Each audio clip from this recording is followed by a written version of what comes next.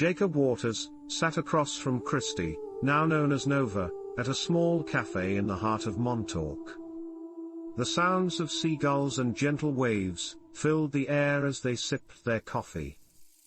"So, Nova," Jacob began, "tell me more about your experiences at Camp Hero. What did they do to you?" Nova's eyes clouded, and she hesitated before speaking. "I don't know where to start. They experimented on me, Jacob. Mind control, telepathy, and other things. I don't fully understand it myself." Jacob's grip on his cup tightened. "And what about Stuart Swerdloff? Do you know him?" Nova's gaze drifted away, her voice barely above a whisper. "Stuart, he was part of the program too. I think he's still trapped in the loop." Jacob's mind raced with questions, but before he could ask another, Nova's eyes snapped back to his.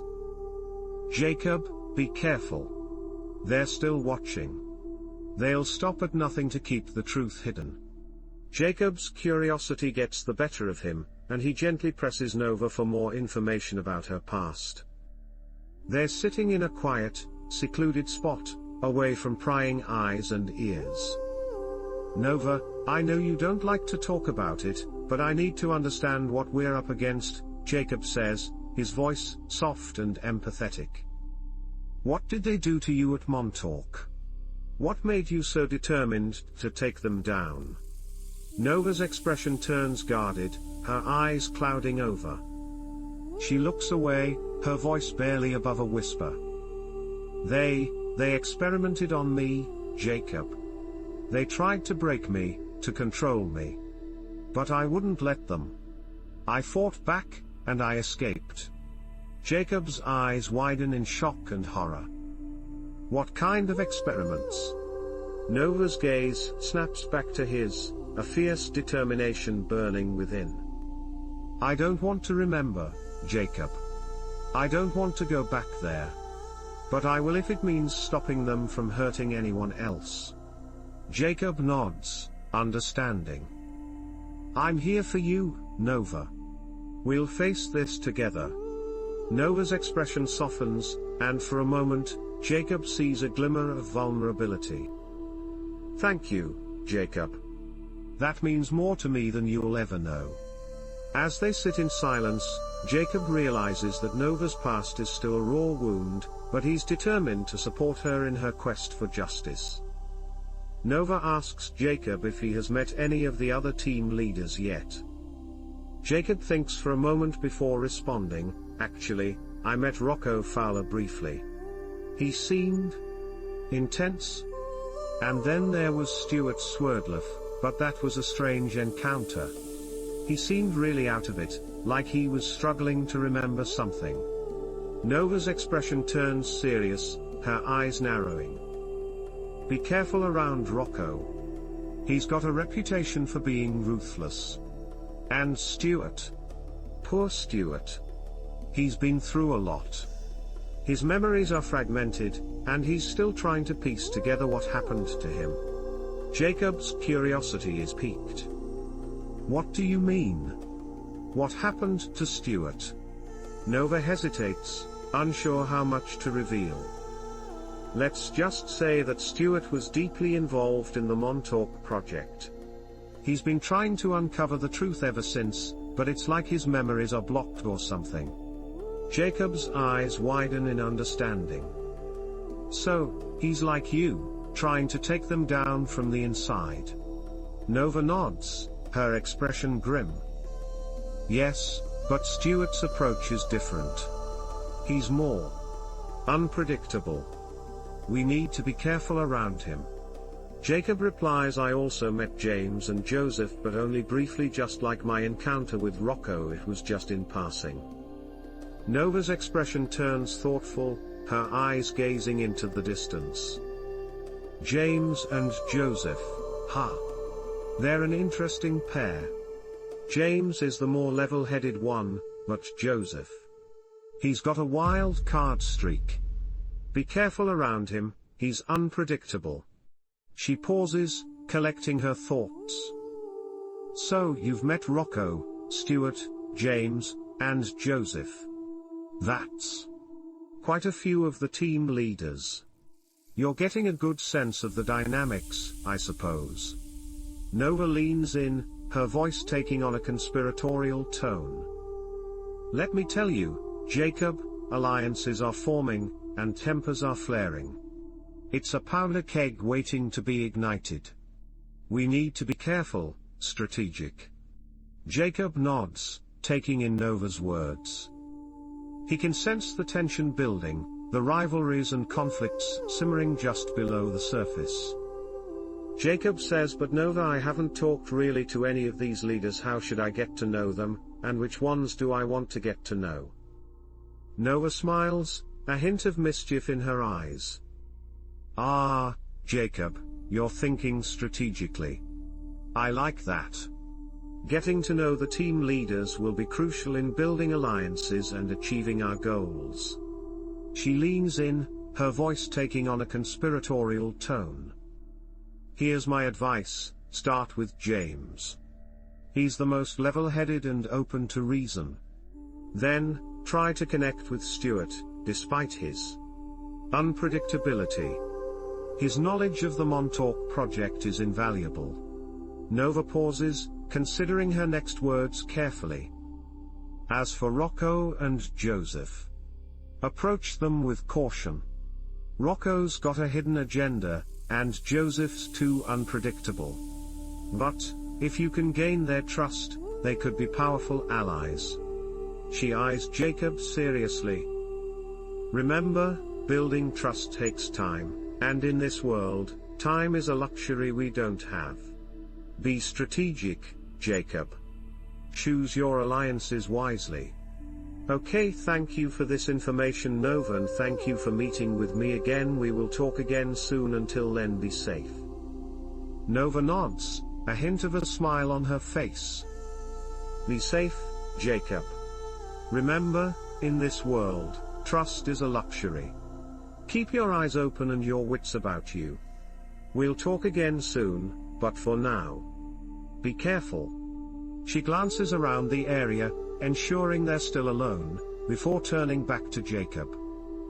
And Jacob, don't hesitate to reach out if you need anything. I'll be watching from the shadows. With that, Nova disappears into the crowd, leaving Jacob to ponder their conversation and the complex web of alliances and rivalries within the team leaders. Jacob decides to dig deeper into Rocco's background, sensing that there's more to him than meets the eye. After some discreet inquiries, Jacob discovers a cryptic message hinting at Rocco's involvement in a secret project, codenamed Erebus.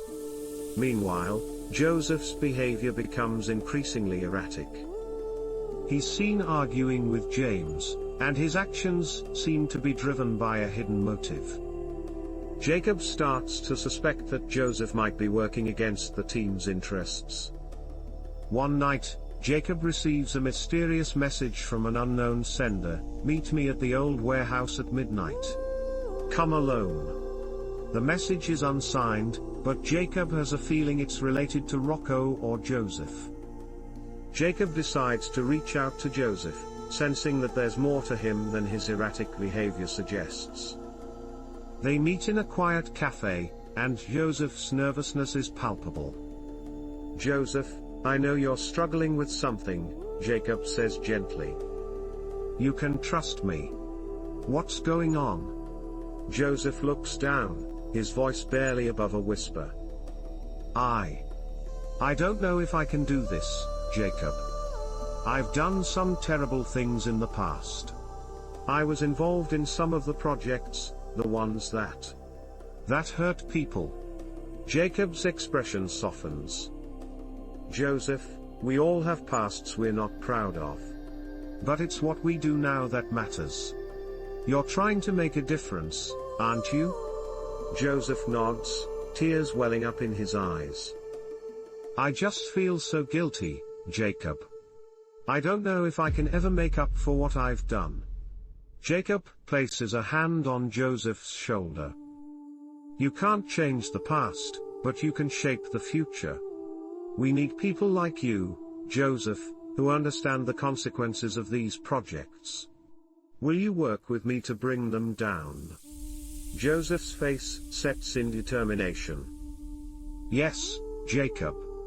I'm in. Thank you, Joseph. Can you tell me anything about Rocco that I need to know before digging any further? Joseph hesitates, collecting his thoughts before speaking. Rocco. He's a complicated one, Jacob. On the surface, he's charismatic and confident, but beneath that, he's got a lot of scars. He was deeply involved in the Montauk project, and it left him with demons? Joseph leans in, his voice barely above a whisper. Rocco's got a talent for manipulation, Jacob. He uses people to get what he wants, and he's not above betraying others to achieve his goals. But there's something else, something he's hiding.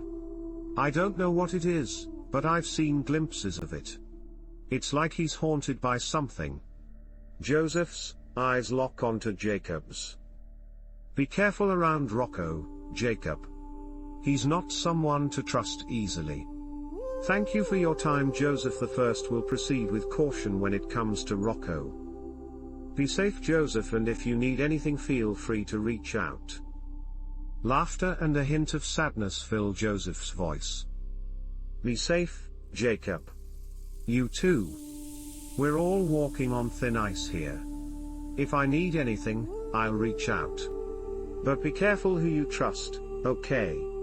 With that, Joseph disappears into the crowd, leaving Jacob to ponder their conversation and the complex web of alliances and rivalries within the team leaders. As Jacob walks away, he can't shake off the feeling that he's being watched. He glances over his shoulder, but sees nothing out of the ordinary. Still, the sensation persists. A man bumps into Jacob on the street wearing a leather coat. Jacob turns to the man and asks, "Are you following me?" The man replies in a Boston accent, "No, should I be?" Jacob looks around himself in confusion. What Jacob says, and as he looks up, the man that had bumped into him was gone. Jacob's eyes scan the crowded street, but the man in the leather coat has vanished into thin air. He's left standing there, feeling bewildered and wondering if the encounter was just a coincidence. As he turns to continue on his way, he notices a small piece of paper on the ground where the man was standing. Jacob picks it up, and it appears to be a receipt from a local bar, but there's a handwritten note on the back that reads, "Look into Phoenix Initiative. Be careful who you trust." Jacob's mind starts racing with questions. Who was that man? What does he know about Jacob's quest?